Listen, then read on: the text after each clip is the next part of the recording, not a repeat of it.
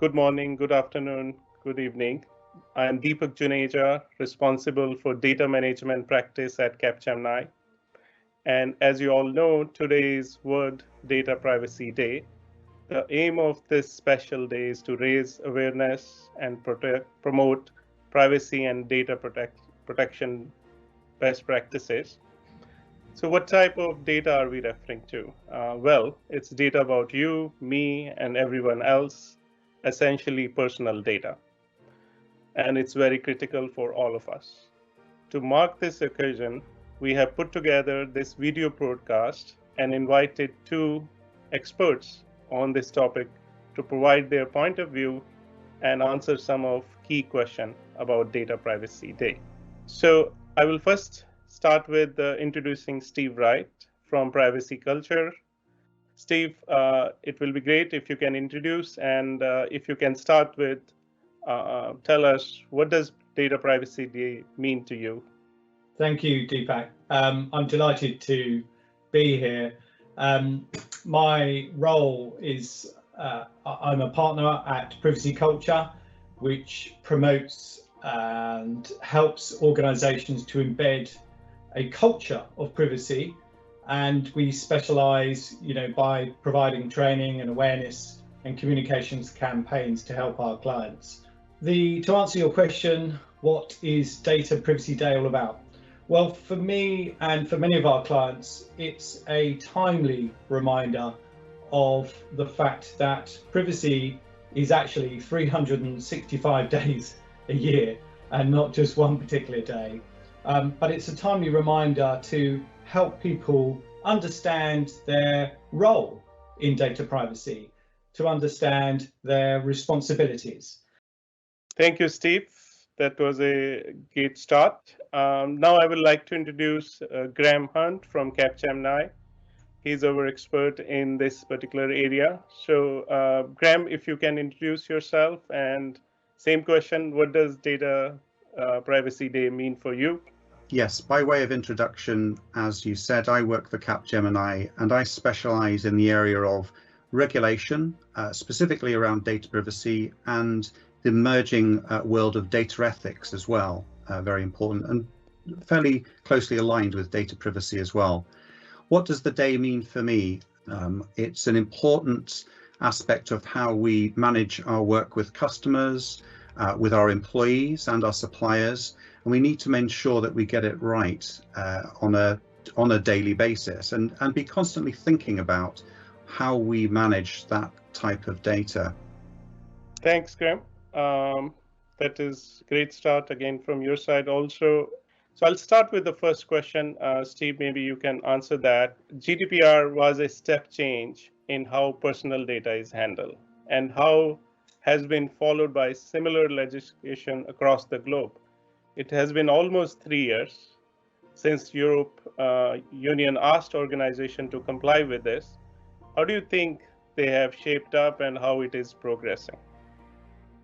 Yeah, thanks, Deepak. It's a great question, and we've seen massive change in the last 3 years. I mean, let's be fair; it's been a long time coming. I think the last change in such data protection regulation was well over 20 odd years ago. It's good news for us as consumers. It's good news for employees. It's good news for business, and I do appreciate that there's added administration, if you like, about what you do with the data and how you handle the data. But for me, it's really changed the mindset of many organizations globally to actually appreciate and respect the fact that you've got somebody else's data, and that affords certain controls and safeguards to be put in place to make sure you respect the individual concerned, because at the end of the day, that data is concerning someone. Also, I think what we've seen in the last year alone, we've seen a massive uptick in the number of cases brought against large companies who have been found to be negligent.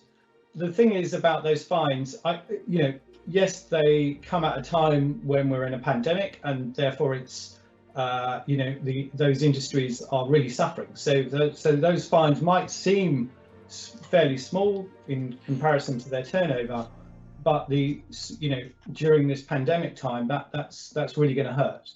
And really, what a lot of this boils down to is the fact that we are still seeing large amounts of data incidents, data breaches, data leaks occurring all over the world. So even though this fantastic piece of regulation has come into force a few years ago, we're still seeing today these lapses in security. And that's not just about technology.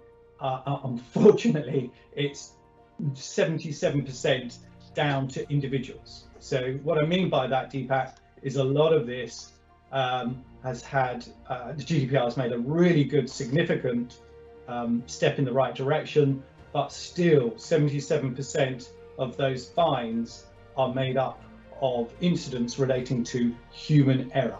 So we've still got a way to go yet. Thanks, Steve. That was great insight into how things are going. As you mentioned in your intro, you have worked in multiple organizations.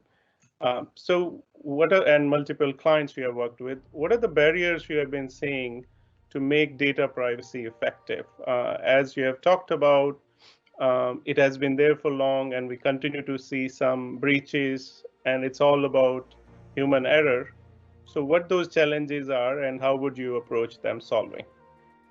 Yeah, thank you, Deepak. That's a great question, because what's remarkable is, we work with organizations throughout the world, and yes, we've seen this increase in the understanding and appreciation of data and data privacy, but still, time and time again, we see the same errors and the same issues or weaknesses throughout these organizations that we support. I'm going to just touch on a few of those, because we also run a benchmarking service, and so we've seen a lot of data from around the world, different organizations, different jurisdictions, different functions, and it's interesting. There are a couple of themes that really come through consistently, and the first one, would you believe, is around the privacy notice. It's a standard requirement. It's one of the sort of mandatory requirements that an organization, if you're handling or collecting or touching personal data, then certainly if you're in Europe, then you'll need to make sure you've got a privacy notice. And what we found is, even though there are privacy notices, usually tucked down at the bottom, they're not very transparent, and it's very difficult just by reading these statements, these lofty statements, to actually understand where your data is or how it's being used and on what lawful basis is it being used. And so we're, it's unsurprising, but surprising at the same time. The other area which we see is around privacy control framework. And I know that areas such as financial services and banking, etc., markets tend to be more advanced at this, but elsewhere we don't see that maturity, and a lot of organizations just aren't familiar with the control framework and perhaps don't have the resource or the capabilities in-house to help build out what that should look like. But I have to say, Deepak, that by and large, absolutely, every time, one of the by far worst situations is the inconsistency and the quality or lack of quality around training. So what we find, and that's why we're a privacy culture, what we've found is that there was a big e-learning campaign, running up to GDPR. And then subsequently, that was it, and people are just expected to do annual e-learning training. You and I both know, we've spoken about this, and with Graham as well, that's not good enough. To change people's attitudes and to change their behaviours and to basically help them, give them the tools, requires constant training. constant reinvestment in that area.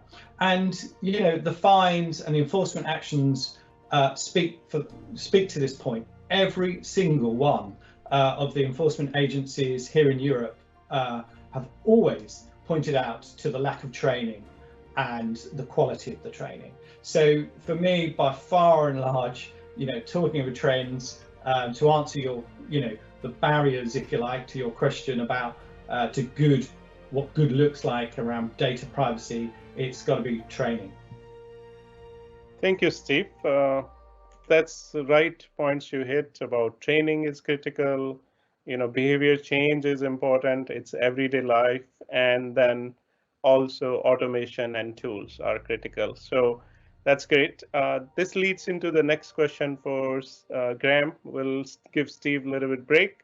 And Graham, the next question, very interesting, leading from the answers Steve talked about. Looking ahead, how do we ensure that we make data privacy part of our daily life? And how do we embed that part of the organization so that it's a regular and it's a continuous ongoing from there? Over to you, Graham. Great, thank you for that question, Deepak. I'll probably put it down to three things. One is that day-to-day view. The second is about integration. And the third is about training, education, and attitude. Those are the three key things I would say. Many clients you go to speak to see data privacy as just another separate regulatory exercise when they first view what they need to do. And it's more than that. And I'll try and explain. By looking at the day-to-day, we need to be looking at all of the activities we do within an organization, the interactions with customers, with suppliers, with employees, and how we use personal information. When we look at change, and that's not just technology change, it's business change as well. Are those changes that we're looking to put in impacting personal information? And what sort of assessment are we making about the use of that? When we look at data, are we sure where we know the data, where the data is? How well is it managed? How is it governed? And when we also look at things like risk attitude and risk management, you know, what are our levels of appetite towards accepting or not accepting risk? And the bar should usually be very high when it comes to personal information. So all of these things, whether you work in risk, whether you work in general administration, whether you're in technology, wherever you are, personal information and the protection of personal information should be in the forefront of your mind. I think the second thing there was about integration. A lot of people see the activities around data privacy as being siloed.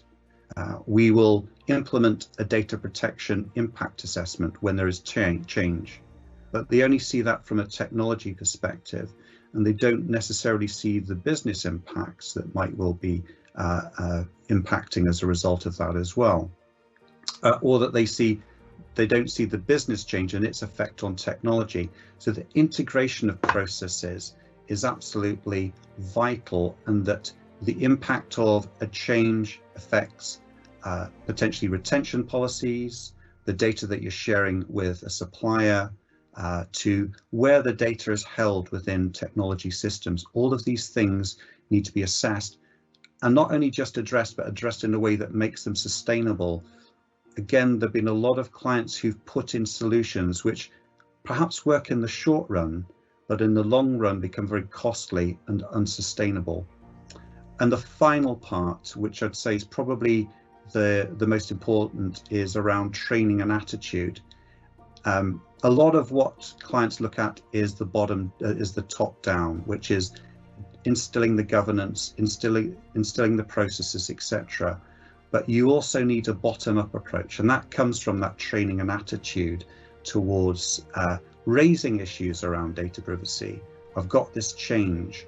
I must raise this as something that potentially has a personal information impact. There's something, I've sent emails to the wrong place. I should be raising those and not be fearful of that. Or a piece of mail going to the wrong place. Equally, what difference is there between that and an email going to the wrong addressee as well? These issues are vital in terms of getting an effective process for dealing with data privacy. Thanks, Graham. And now we are almost close to the end, and we'll just touch the last most important question. This is, as we have seen the barrier, the challenges, and how things are progressing, I think it will be important to talk about what privacy culture and Capgemini are doing jointly to address some of these challenges and how we can help clients going forward. So I'll start with Steve, and then we'll talk to Graham on this. Thank you. Thank you, Deepak. Yeah, I mean, I can't, express enough how excited and proud I am to announce this collaboration partnership with Capgemini, because this is a world first, and it's really newsworthy. We're also partnering with the international law firm Dentons and Academic Research Centre of Queen Mary University in their Faculty of Law here in London. And what we're doing here at Privacy Culture is we've been using, as I alluded to, this Privacy Culture survey tool for some of our customers to measure employee attitudes, behaviour and culture, to measure the amount of knowledge and whether or not they feel empowered and they've got the right tools, etc.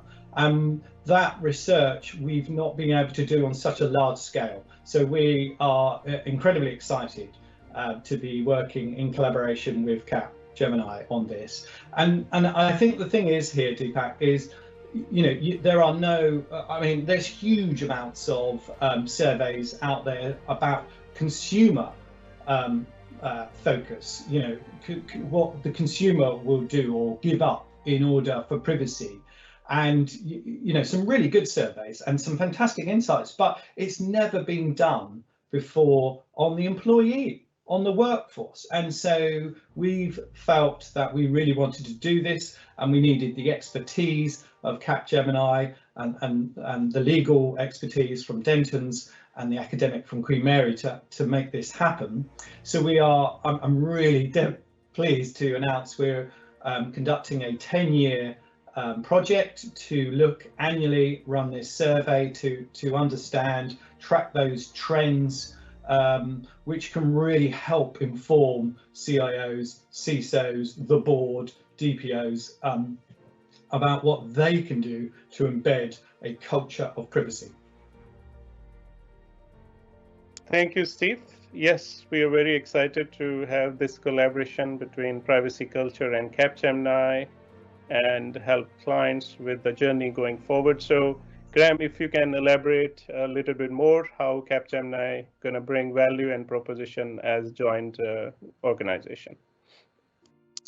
Well, thanks, Deepak and Steve, for your comments there. Really excited as well about this, just like Steve, because this will help us help our customers effectively. We have been involved in helping organizations set up the structures, set up the technology they need, develop the processes. But there's nothing more frustrating in having established or built those to then potentially see them fall flat to some degree because there isn't the awareness or attitude to really drive them. It's a bit like building a wonderful car, but you really don't have anyone to drive it. And really the drivers are everyone within the organization to help that motor. That bottom up part is really been a missing bit of the jigsaw in making a success of data privacy for our customers. And that's why I'm so excited. It means that we can deliver, and we can deliver sustainable success for our customers and clients.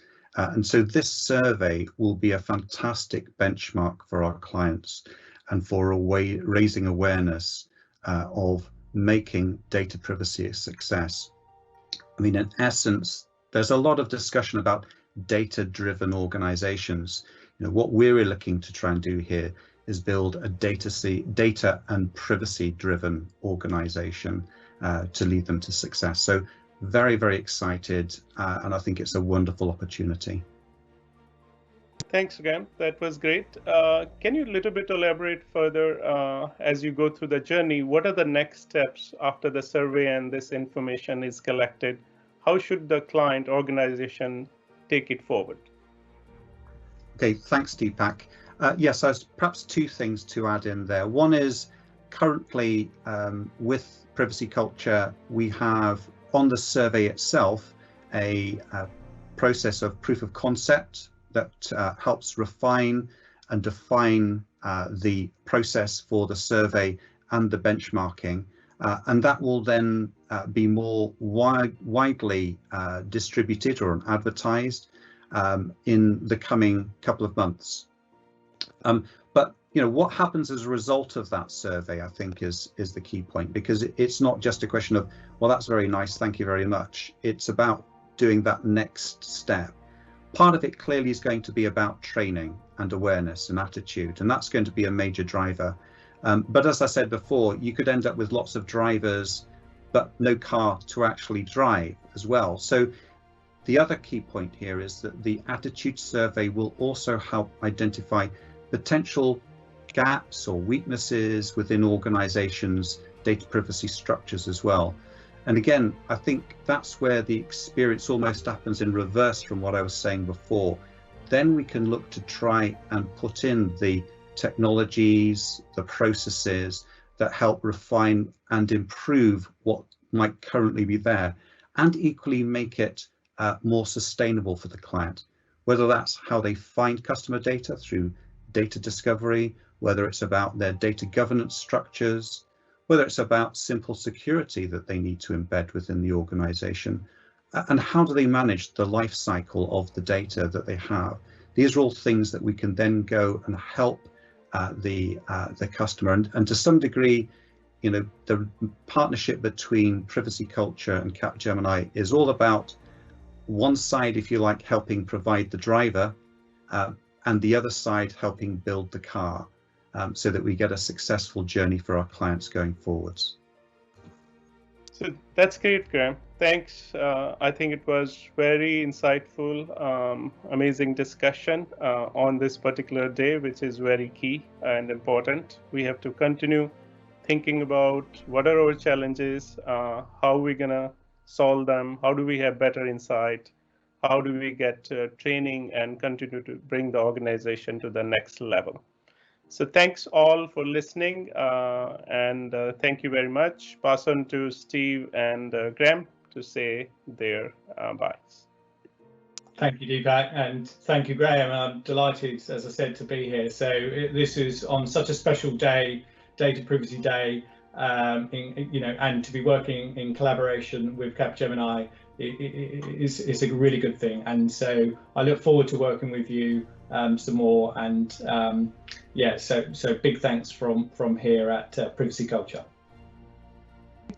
Yes, and thank you, Deepak and Steve, for the opportunity here. I'm really looking forward to what will be probably and hopefully a very busy year ahead, not only in what we traditionally do, but also in terms of the work we've got to do with Privacy Culture on the survey. Really excited.